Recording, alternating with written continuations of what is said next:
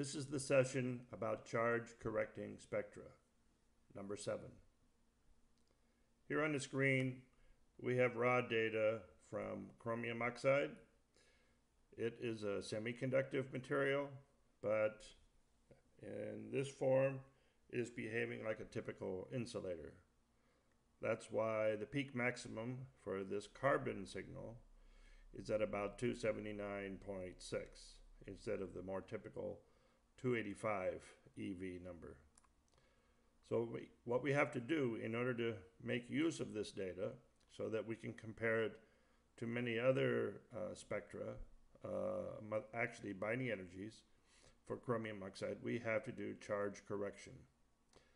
So the expected number is 285, the observed number is 279. The difference is roughly 5.4.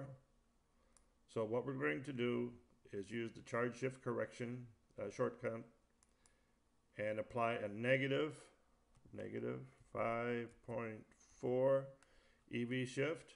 A negative will take us the peak max to the left, which is typical for for monochromatic spectra. And okay, we click on this, we get 285 here at the peak max.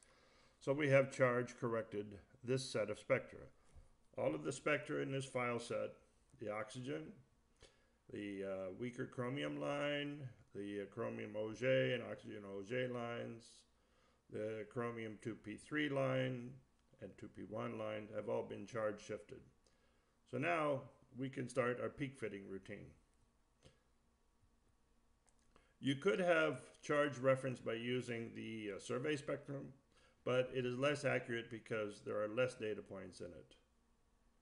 Okay, so we normally do charge correction based upon the carbon 1s, unless you have a special knowledge where you would want to charge reference using the oxygen or using some other peak. I should let you know many people have tried to do gold coding for charge referencing. They tried to keep the gold very thin, on the order of 20 to 30 angstroms. Sometimes it seems useful, but too often the gold will start to cluster and move around and does not make a contiguous conformal film across the surface, so you do not get valid charge referencing. The best that we still have today is the carbon 1s. Hopefully in the future we'll get something better. So let's do a little peak fitting to show you what's going on. Use a Shirley baseline. I'll put a peak here for the main carbon signal. I'm going to add a peak, and then it jumps over here automatically. I'm going to add another peak. We're going to use the shortcuts up here, add that peak, move that over here, sorry about that. Add another peak, and then add the final peak, and then we're going to tell it to start charge fitting. So now it has optimized the charge fitting. We look at the peak width half maxima. This peak C is a little bit fat, so we really should make that smaller and control it. That's this peak right here. What we'll do is we'll make it, you want to make it close to the other numbers, so 1.4, and then fix the full width half max and tell it to start fitting again. It's finished, it's very fast. And now you have numbers which are quite similar, and it's a very useful data set. Here we see the baseline is a little bit up, so we can deal with that if we want. Close this. Come up here and we select the baseline endpoints. And we grab this slider, and now you can see the baseline is moving, and that's a little bit better baseline for this data set. Now what we want to do, we want to come over here to the oxygen.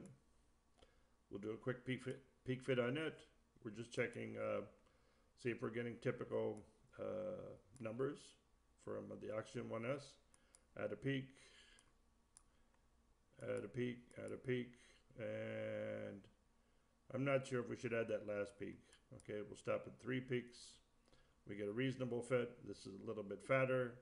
That's because typically there's water out here, and so the peaks are a little fatter. That looks like a good fit. Oxygen's at 530, so we're going to stop at this point. This was the training for charge correction. And if you need more advanced work, wait around. There'll be a lot more opportunities to use charge correction. Thank you.